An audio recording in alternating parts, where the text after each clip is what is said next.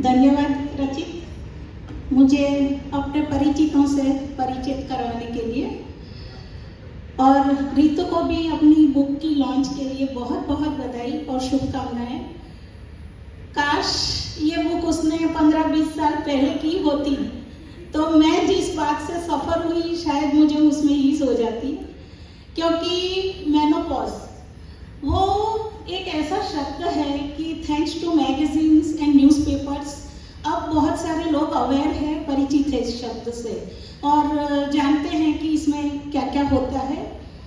और मेनोपॉज के बारे में हम जो थियोरेटिकली जानते हैं तो वो ये है कि भाई इसमें हार्मोन्स चेंजेस की वजह से मूड फ्लक्चुएशंस आते हैं, हॉट फ्लशेस होते हैं, लेग क्रैम्प्स होते हैं, दर्द होता है बदन में वगैरह वगैरह।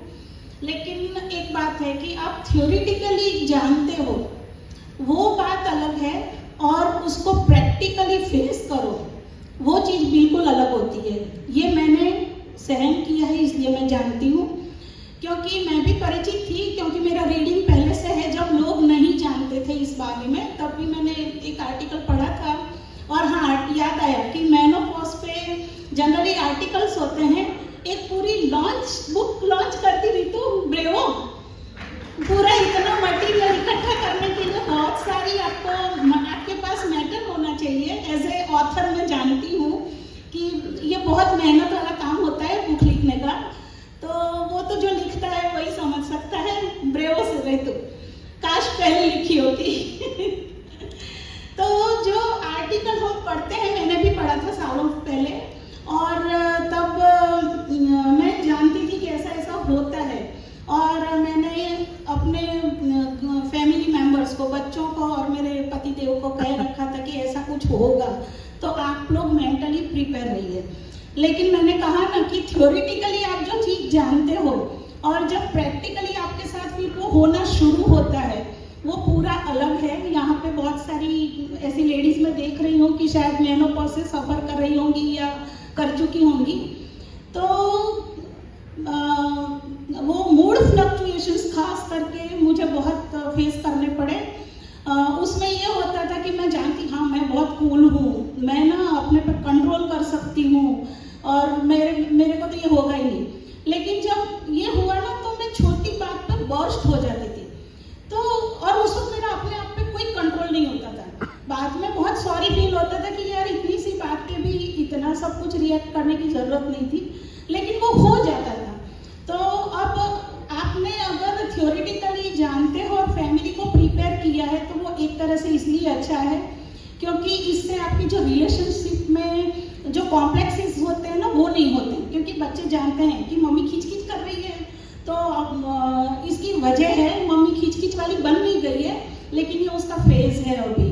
तो ये अगर समझ में आ जाता है ना तो वो जो क्योंकि उस वक्त होता ही है कि जब औरत का ये मेनोपॉज का फेज चल रहा होता है ना तो उस वक्त बच्चों का टीनेज फेज चल रहा होता है, तो वो भी हॉर्मोन्स चेंजेस से पास हो रहे होते हैं, माँ भी हो रही होती है, तो उस वक्त संघर्ष होने की वजह बहुत सारी डेवलप हो जाती हैं परिस्थितियाँ, क्योंकि ना बच्चे समझ पाते हैं कि माँ को क्या हो रहा है, ना माँ समझ पाती है कि मैं क्या करूँ, कैसे कंट्रोल करूँ, और बच्चे भी ऑब्वियसली टीनेज की हार्मोनल फ्लक्चुएशंस की वजह से वो भी ओवर एक्ट करते हैं हर बात पे। तो ये सब ना हो इसलिए एटलीस्ट हमें पता होना चाहिए कि ये सब होता है और उस वक्त अपने पे कोई कंट्रोल नहीं होता है। अब जैसे ना उसके बाद में बच्चे और अब ये हंसते हैं क्योंकि मेरी बेटी उस वक्त टीनेज की थी 13-14, उसके पीरियड शुरू हुए थे और मेरे खत्म होने वाले थे, तो वो भी क्रैंकी हो गई थी, मैं भी क्रैंकी हो गई थी। तो दोनों मर्दों का हाल बहुत बुरा था, मेरे बेटे का और पतिदेव का। बोले मन तो घर में घुस के पहले देखते थे कि भाई पहले चेहरा देखो, मूड कैसा है, फिर उसके बाद बात करो। तो ये हालत थी उस वक्त दोनों की कि भाई पहले दोनों की शक्लें देखी जाती थी और उसके बाद वो कुछ बोलने की हिम्मत करते थे। अब जब बहुत मतलब एक लिमिट से ज़्यादा मेरे को लगा कि अब मैं नहीं होल्ड कर पाऊंगी इसको, फिर मैंने डॉक्टर को बताया तो उन्होंने मुझे एंटी डिप्रेसेंट दी। और एक तरह से कहते हैं कि ये जो मेनोपॉज का पीरियड है तो वो कोई कम नहीं होता है, 8 से 10 साल तक चलता है। वैसे 40 तकरीबन पूरा 40 का डेकेड उसी में जाता है। तो वो सेडेटिव्स लंबे टाइम पे ली तो थोड़ी आदत हो गई।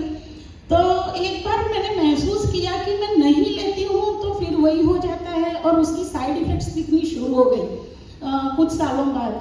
तो मैंने कहा नहीं यार ये भी ठीक नहीं है। तो मैंने फिर दूसरे अल्टरनेटिव उपाय ढूंढने शुरू किए कि अब क्या कर सकते हैं। मुझे सेडेटिव बंद करनी थी, मैंने एक तरह से बंद कर दी, लेकिन हाँ मैं सफर हो रही थी ऐसे जैसे किसी ड्रग एडिक्ट को आप छोड़ दो तो फिर क्या हालत होती है, वही हालत हो रही थी मेरी।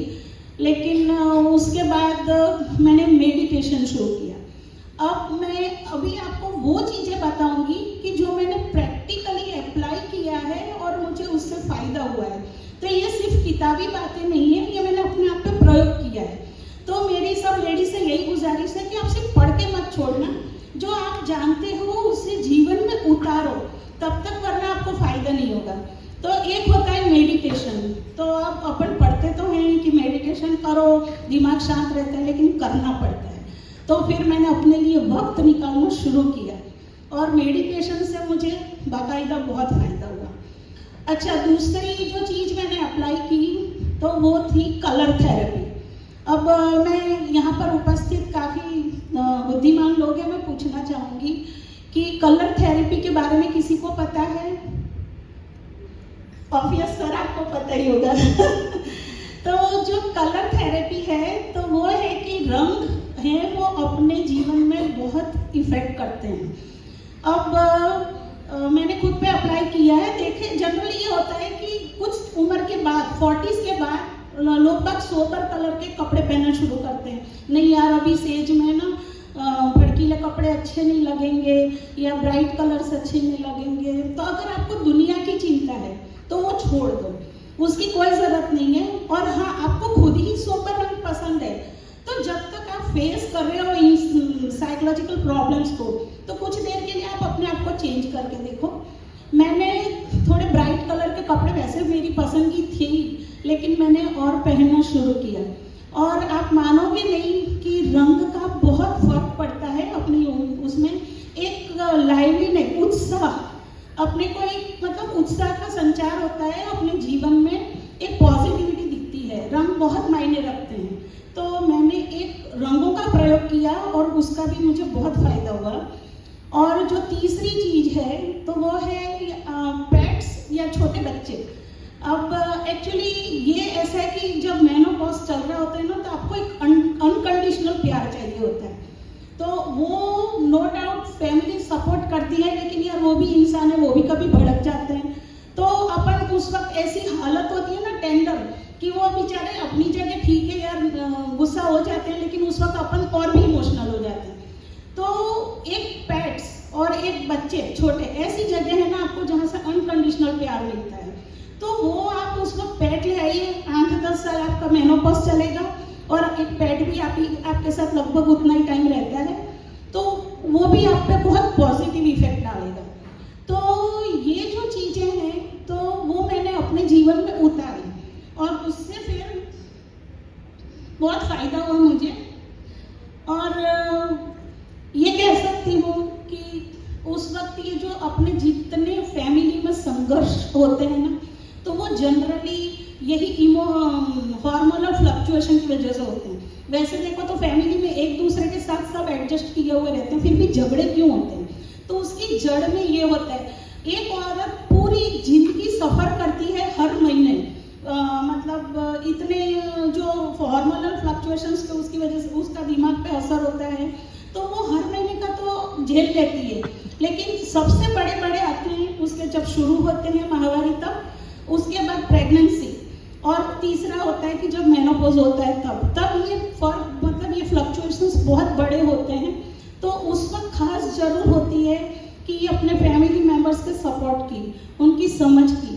तो अगर वो ये पीरियड निकल जाते हैं प्रेगनेंसी के और शुरुआत के और आखिर के, तो फिर वो पूरा फैमिली कभी भी मतलब टूटता नहीं है या एक दूसरे के साथ नहीं बनती है। ऐसा नहीं होता है जिसके लिए फिर स्पेशल एफर्ट किए जाते हैं, उसकी भी ज़रूरत नहीं होती है।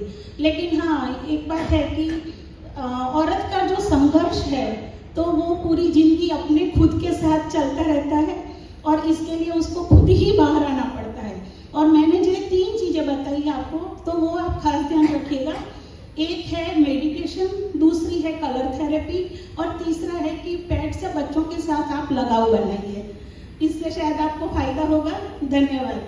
एक बार और रीतू को बहुत बहुत बधाई अपनी इतनी अनोखी बुक के लिए। शायद हमें जो मौका नहीं मिला वो और दूसरी औरतों को मिलेगा।